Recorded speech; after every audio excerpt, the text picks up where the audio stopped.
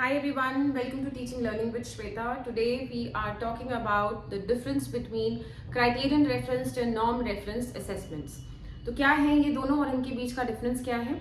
जब हम कहते हैं नॉर्म रेफरेंस्ड, तो नॉर्म रेफरेंस्ड का मतलब ये होता है कि किसी एक ग्रुप में कुछ पढ़ाने के बाद या कुछ सिखाने के बाद टीचर टेस्ट लेती या लेता इसलिए है टू फाइंड आउट कि कौन सा स्टूडेंट सबसे अच्छा है, कौन से स्टूडेंट को डिफिकल्टी है, आपस में क्या रिलेशनशिप है सारे स्टूडेंट्स की लर्निंग में, जनरल एवरेज डिफिकल्टीज क्या हैं और कौन सबसे अच्छा है कौन अच्छा नहीं है. तो basically we are focusing on comparisons between the group. जो भी हम असेसमेंट्स कर रहे हैं उसका रिजल्ट हमेशा कंपैरेटिव आता है, इसीलिए यहाँ पे मैंने लिखा है ग्रुप और कंपैरिजन, आपस में कंपैरिजन. तो जितने भी ये क्लास टेस्ट्स हो रहे हैं, प्रेजेंटेशंस हो रहे हैं, जिसमें एक स्टूडेंट को हम असेस कर रहे हैं पूरे ग्रुप के या क्लास के और उसके बाद हम रिजल्ट आउट कर रहे हैं, तो उसमें हमें पता लग जाता है कि उस पर्टिकुलर कंटेंट के लिए, उस सब्जेक्ट के लिए और उस ग्रुप के लिए कौन सा स्टूडेंट सबसे ज्यादा अच्छा स्कोर कर रहा है, कौन सा सबसे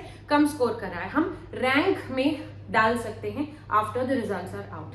जबकि क्राइटेरियन रेफरेंस्ड में ऐसा नहीं होता है. We are not comparing among any group but we are finding out कि किसी भी चीज के लिए एक इंडिविजुअल में कैपेबिलिटी है कि नहीं, कोई भी स्किल है या कोई भी कंपेटिटिव एग्जाम है या कोई भी फ्यूचर में कोई जॉब करना है, उसके लिए जो मिनिमम चीजें चाहिए वो उसके अंदर है कि नहीं. तो ये मिनिमम चीजें चाहिए का मतलब एक क्राइटेरिया सेट किया है, वो क्राइटेरिया अचीव हो रहा है कि नहीं सारे स्टूडेंट्स का. कौन किससे ज्यादा ब्राइट है, कौन किससे कम ब्राइट है, इससे मतलब नहीं है. कौन फर्स्ट आया सेकंड आया इस तरह का रिपोर्ट कार्ड रिजल्ट नहीं बनाना. सबके एटलीस्ट 60% आए कि नहीं ये जानना है, सबके 70% आए कि नहीं. कोई हम क्राइटेरिया सेट कर देंगे कि जिसके 60% आ गए वो पास है. I am just giving an example. तो जिसके 60% से ऊपर आए, चाहे वो 90% हो, 80% हो, वो सब पास है, और जिसके 60% से कम है वो फेल या वो क्वालिफाइड नहीं है. तो इस तरह का जब हम क्राइटेरिया के अकॉर्डिंग टेस्ट करते हैं, then that kind of a test is criteria reference. यहाँ पे रेफरेंस क्या है, क्राइटेरिया, और यहाँ पे रेफरेंस क्या है, नॉर्म. मतलब जब भी कोई एक ग्रुप है उसके बीच में हम कंपैरिजंस कर रहे हैं, टेस्ट भले ही एक हो लेकिन उसके रिजल्ट को हम इस तरह से प्रेजेंट कर रहे हैं रैंकिंग और ग्रेड के सिस्टम में. तो यहाँ पे ग्रुप है और यहाँ पे इंडिविजुअल है, ठीक है. यहाँ पे हम कंपैरिजन करते हैं आपस में कि कौन फर्स्ट है कौन सेकंड है, और यहाँ पर हम देखते हैं कि एबिलिटी है कि नहीं, किसी भी चीज को करने के लिए जो रिक्वायर्ड एबिलिटी है, जो हमारा क्राइटेरिया है वो फुलफिल हो रहा है कि नहीं. तो यहाँ पे ये वाला क्राइटेरिया होता है.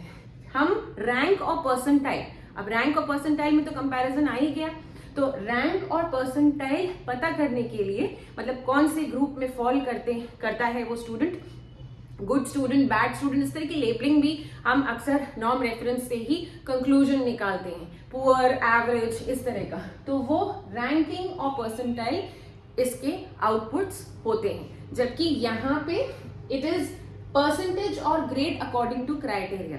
फॉर एग्जाम्पल किसी कंपेटिटिव एग्जाम में 70% क्राइटेरिया सेट है या ए ग्रेड सेट है, तो ए ग्रेड या 75% मिलने पर ही आप उस एग्जाम को क्वालिफाई कर पाएंगे. तो इसका मतलब यहाँ पे हम आपस में कंपैरिजन नहीं कर रहे हैं, we are just finding out whether that criteria has been achieved or not.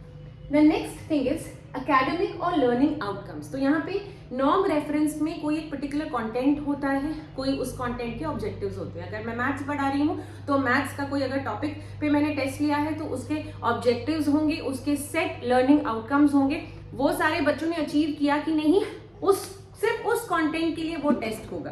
तो जनरली क्लासरूम टीचिंग में ये वाले टेस्ट्स यूज होते हैं और वो कंटेंट भी डिसाइडेड होता है. जैसे क्योंकि क्लास टेस्ट लिया आपने तो उसका कंटेंट डिसाइडेड होगा. फिर बच्चों को, या आपने सारे सब्जेक्ट्स का टेस्ट ले लिया तो उसके लर्निंग आउटकम्स उस स्पेसिफिक क्लास के लिए, उस स्टैंडर्ड के लिए, 5-6 स्टैंडर्ड जो भी है उसके लिए फिक्स्ड होगा. और उसके बाद आप रिजल्ट जो बनाएंगे वो कंपैरेटिव होगा, रैंक्स में बच्चों को या परसेंटाइल के उसमें आप प्रेजेंट कर पाएंगे.